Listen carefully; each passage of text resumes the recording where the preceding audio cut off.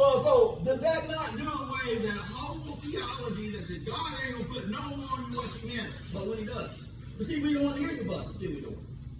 But when He does, the thing is that my mother-in-law, one of my favorite, one has become my favorite things in the whole wide world.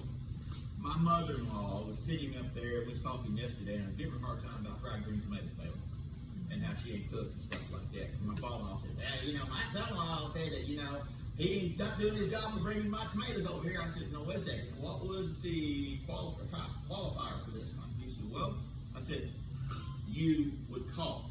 And when you're ready, you would call, and I'll bring them, and then you can cook them. Y'all never called. Well, you're right. She said, well, I invited y'all over, and y'all never. I said, stop. The last time y'all invited me over, what did we do? Well, y'all came. I said, Joyce, God doesn't care what you did.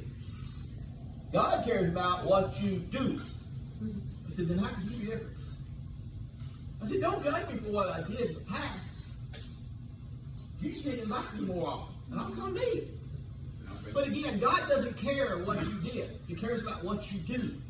So, all that being said, we talk about this thing, and again, we find this thing, but one of the things he talked about, one of the warnings, so in other words, how to deal with the symptom of your temptation is, if any man thinks he's strong, basically let him check himself, because he's getting ready to fall. In other words, you think you can handle this thing. I can handle this thing. I can do this thing. It's the great I am. I can handle this problem. How many of, I remember one time when Bailey and I was playing softball. Do you remember the time I broke my ankle and you had to carry me across the parking lot? And so I got on, oh my God, why? Why did you do this? He said, so I can teach you to walk again. He wasn't talking about to physically walk. Exactly. God does things in the fleshly world with spiritual repercussions. And I've never forgotten that. Because the thing is that later on the woman had come up to me, she said, you realize what God done here? I'm like, great, I already know this. She said, you ran and ran and ran. The only way God can ever get you to slow down and to see what He wants you to see is to stop. Because you've always had this image of, I am this stallion. I can run. I'm going to do all these things. And He had to bring you down to the point where you had to walk. Before you could even walk, He had to take you to the point of where you had to depend upon your daughter to carry you around. Shows you where you're at spiritually. Exactly. So the thing is that the big point is that if you're wise, you can see this, and at that point then, I knew that my life was out of bounds. I had set myself up to this point where I'm doing all these things, and I've never seen how proud I was. When you start looking for vision and you start looking for these things, understand something. God is not going to show you where you want to be. God is going to show you where you're at, because God cannot deal with you where you want to be if God cannot deal with you where you're at. Right? Well, I want to have $1 million. Well, you couldn't have 100. Well, I want all these things. Well, so it's like fasting. So what are you going to fast? What are you going to give up for God? Well, I'm going to give up eating beef. Well, that's no great thing unless you eat beef all the time. You ever wonder why when you fast, you always give up the things that's really not temptation to you? That's right. So the thing is that what causes you to draw further from God? Okay, so if your ideal fasting is that, so if you look at your spiritual life, God's going to reveal to you, oh, wait a second, now, you don't talk about fasting, where have you been there? What's happened there? Where was you at there? There are ways to improve to God, but to improve with God, but there's this point of what? It's like circumcision. Fasting can be a result of almost like circumcision. Because when the Jew was circumcised and they took pride in their circumcision, what were they?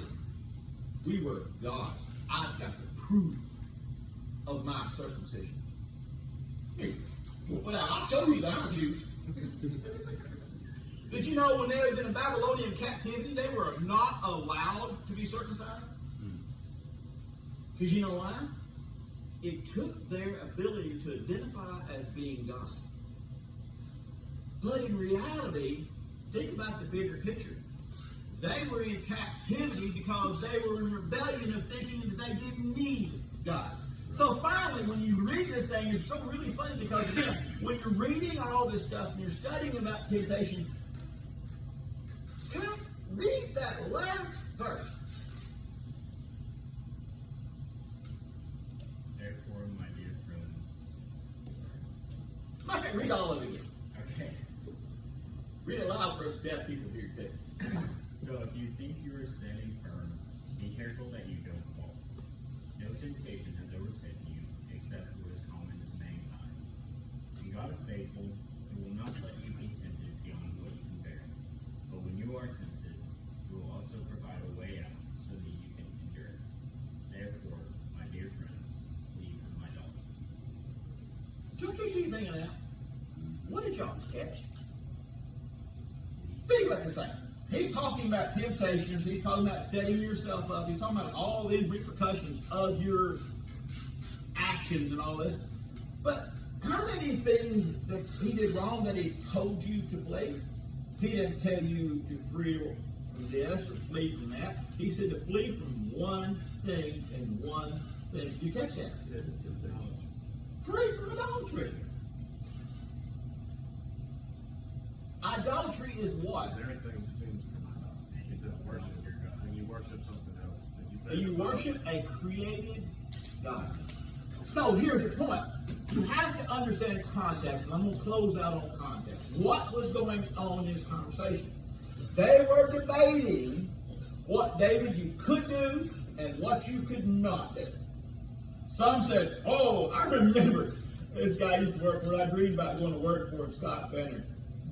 And Scott Fenner was like, first time I went to work for the dude, because he had a good reputation, I wanted to be approved. So I went to work for him and wanted right off the bat, man, I had my radio up there, and I turned on back to 105. That tells you how old Rome was. So it might have been KAY, so it's so down. But the thing is, I turned it on, and I listened to it. He said, what the crap is that ungodly satanic crap? And I'm like, right. He said, well, we don't listen to that kind of satanic crap around here. I said, what do you listen to? He said, we listen to both kinds of music around here. And I said, well, what is that? He said, country and western. I said, wait a second. So you're telling me that rock music is bad, but it's okay that I'm going to go get drunk, I'm going to sleep with my ex-girlfriend because my wife done kicked me out of the house, move over, dog, and I'm going to go have adultery. I'm going to go get drunk, I'm going to get some bar and have me a beer, boy. That's godly? Well, they ain't got that rock and roll music. I said, bull crap. I said, you're a hypocrite. But see, there goes this thing, is when you enter in that conversation, we were both wrong. Because that's what Paul was telling them. Your version of God, my version of God. Well, you're wrong if you say Jesus. Well, you're wrong if you say Yeshua. You're wrong if you read King James Version. You're wrong if you read NIV. We're all screwed up because we're all wrong. We really have no concept of what God is because we don't center ourselves upon God. We want to create God in our image of how we want God to do and how we want God to be. Dory, when your children want you to be as they want you to be, how successful is that? Dory, does it begin and end with this? It ain't gonna happen. If you think that you are omnipotent, what is the master? What is God? How are we able to construct an image to where we can condemn someone else's views on God and say ours are above them? We've all read the same Bible, but we've created God in our image to justify our actions and reactions. Judge not, lest ye be judged. The same measure that you give out is the same measure you receive. The Messiah came that we would break free. He said, I didn't come to do away with all this stuff. I came to fulfill it. Wouldn't it be nice if once we fulfilled God's will, instead of us worrying about having all these troubles because God, and so when God does not answer it, so what he does, he sets us up. We set ourselves up that we are now in this position to where I'm haughty, I am this, I'm that, and I'm godly, I go to church, and I'm praying, and I'm fasting, I'm doing all these things.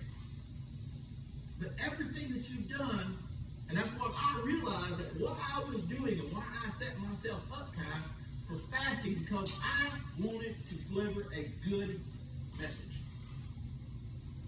Not the fact that I wanted to deliver God's message. Your message.